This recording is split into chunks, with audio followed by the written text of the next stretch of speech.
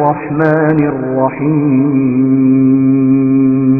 ولا تقولوا لما تصف ألسنتكم الكذب هذا حلال وهذا حرام لتفتروا على الله الكذب إن الذين يفترون على الله الكذب لا يفلحون متاع قليل ولهم عذاب أليم وعلى الذين هادوا حرمنا ما قصصنا عليك من قبل وما ظلمناهم ولكن كانوا أنفسهم يظلمون ثم إن ربك للذين عملوا السوء بجهالة ثم تابوا من بعد ذلك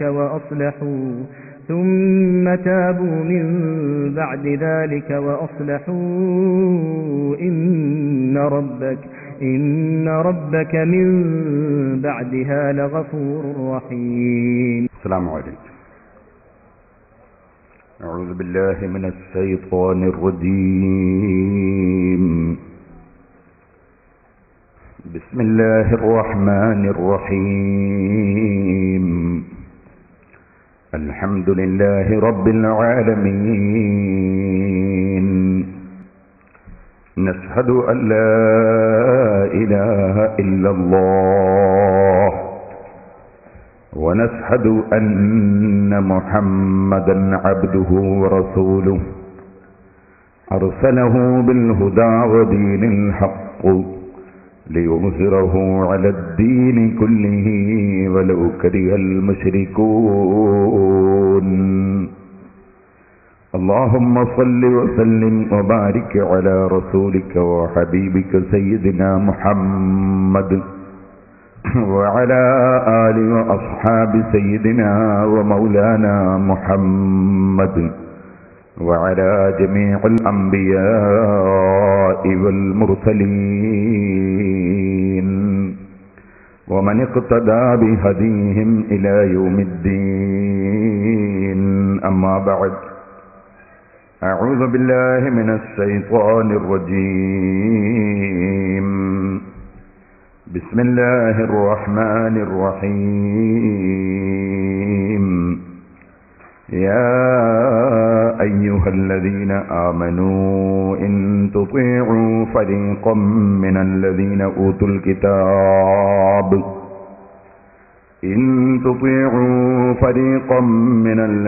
أوتوا الكتاب يردوكم بعد إيمانكم كافرين. صدق الله العلي العظيم. صدق وبلغ رسوله النبي الكريم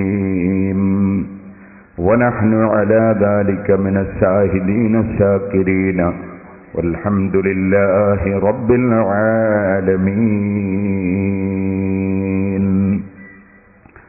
يا خير من دفنت بالقاع أرمه فطاب من طيبهن القاع واللكم.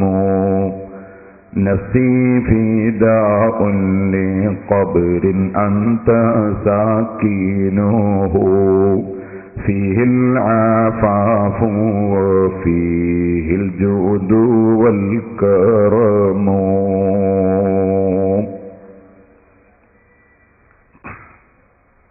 ബഹുമാന്യരെ, അള്ളാഹുവിൻ്റെ മഹത്തായ അനുഗ്രഹം കൊണ്ട് അള്ളാഹുവിൻ്റെ ദീനിൻ്റെ കടുത്ത വിരോധികളായ യഹൂദികളും മജൂസികളും മറ്റും അള്ളാഹുവിൻ്റെ ദീനിനെ തകർക്കാൻ നടത്തുന്ന ഗൂഢമായ പദ്ധതികളെ സംബന്ധിച്ച്, അതിൻ്റെ വക്താക്കളെ സംബന്ധിച്ച് അറിഞ്ഞോ അറിയാതെയോ അതിൻ്റെ പ്രചാരകരാകുന്നവരെ സംബന്ധിച്ച്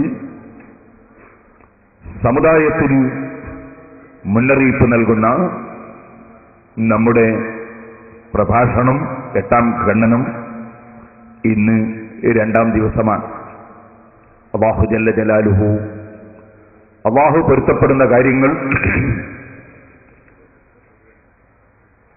സംസാരിക്കാനും ഉൾക്കൊണ്ട് ജീവിക്കാനും നമുക്കെല്ലാവർക്കും തൗഫീഖ് നൽകുമാറാകട്ടെ. അഹ്ലുസുന്നത്തി വൽ ജമാഅത്തിനെ തെറ്റിദ്ധരിപ്പിക്കാൻ ആരെല്ലാം ശ്രമിക്കുന്നുണ്ടോ, അവരുടെ ശ്രമങ്ങളിൽ ആരെല്ലാം പെട്ടുപോകുന്നുണ്ടോ, അവർക്കെല്ലാം അല്ലാഹു നല്ല ബുദ്ധി കൊടുക്കുകയും ചിന്തിക്കാനുള്ള ഭാഗ്യം നൽകുകയും ചെയ്യുമാറാകട്ടെ എന്ന് ആമുഖമായി ദുആ ചെയ്യും. ഇസ്ലാമിനെ ആശയപരമായി തകർക്കാൻ ലോകത്ത് ഒരു മുസ്ലിം വിരോധിക്കും സാധ്യമല്ല. അത്രയും കെട്ടുറപ്പുള്ളതാണ് ഇസ്ലാമിന്റെ സുന്ദരമായ ആശയങ്ങൾ. മുസ്ലിമിനും അമുസ്ലിമിനും, മതമുള്ളവരും ഇല്ലാത്തവരും ഇസ്ലാമിന്റെ ഏതെങ്കിലും ഒരു വിഷയം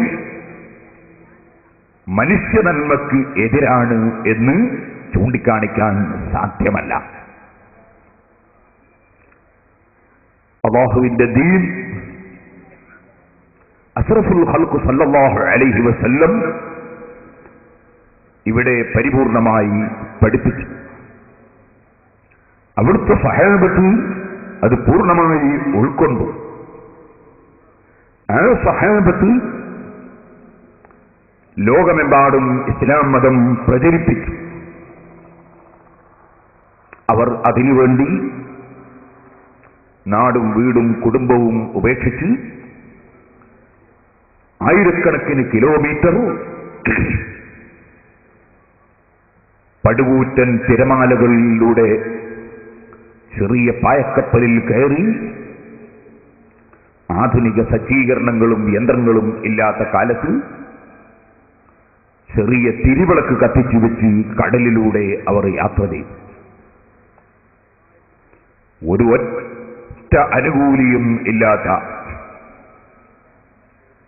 ഇന്ത്യ പോലുള്ള രാജ്യങ്ങളിൽ അവർ അല്ലാഹുവിന്റെ ദീനിന്റെ വെളിച്ചം കൊണ്ടുവന്ന് പ്രചരിപ്പിച്ചു.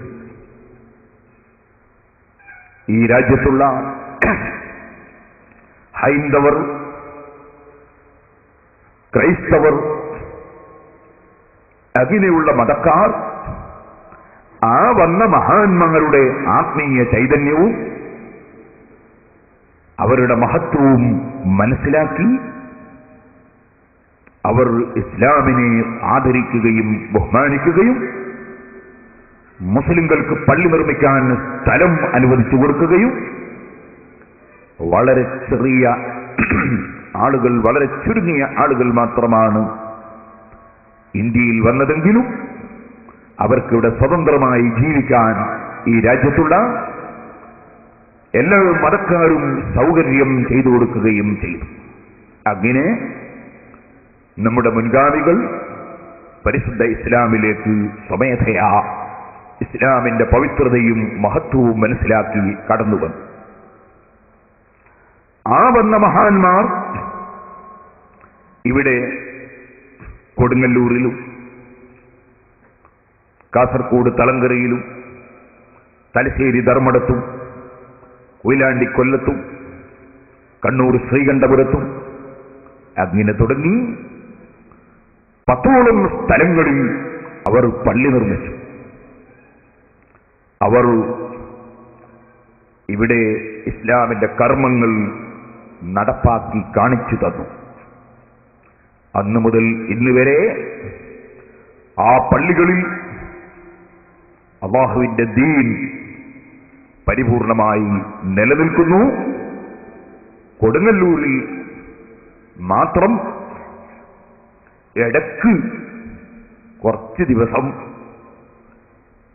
നിസ്കാരത്തിന്റെ വളരെ പ്രധാനപ്പെട്ട നിബന്ധനയായ ജുമുഅ നിസ്കാരത്തിന്റെ നിബന്ധനയായ ഖുതുബ അറബിയല്ലാത്ത ഭാഷയിൽ ഓതാൻ കമ്മിറ്റിയിലെ പുത്തൻവാദികൾ പരിപാടി സംഘടിപ്പിച്ചു. എങ്കിലും അൽഹംദുലില്ലാഹ് അല്ലാഹുവിന്റെ തൗഫീഖ് കൊണ്ട്, എന്റെ ഉസ്താദുമാരുടെ ബർക്കത്ത് കൊണ്ട് ഞാൻ അവിടെ പോയി ഖുതുബ പരിഭാഷയെ സംബന്ധിച്ച് വ്യക്തമായി പ്രമാണങ്ങൾ ഉദ്ധരിച്ച് സംസാരിച്ചു. അങ്ങനെ കുറഞ്ഞ ദിവസം മലയാളത്തിൽ നടന്ന ഖുത്ബ അൽഹംദുലില്ലാഹ് വീണ്ടും അറബി ഭാഷയിലേക്ക് തന്നെ കൊടുങ്ങല്ലൂരിലെ ഇന്ത്യയിലെ ഒന്നാമത്തെ പള്ളിയിൽ തിരിച്ചു വന്നു. ഇപ്പോൾ അറബിയിൽ തന്നെ ഖുത്ബ നിർവഹിക്കുകയാണ്. ഇത് അള്ളാഹു നമ്മെ ഏൽപ്പിച്ച ഉത്തരവാദിത്വം നിർവഹിച്ചതാണ്. അള്ളാഹു ഏൽപ്പിച്ച ഉത്തരവാദിത്വമാണ്. എവിടെയെങ്കിലും ബിദ്അത്ത്, അള്ളാഹുവിന്റെ ദീനിൽ ഇല്ലാത്ത ആശയം കടന്നു വരുമ്പോൾ അതിനെ പ്രമാണത്തിന്റെ പിൻബലത്തോടെ നേരിടണം എന്നത്.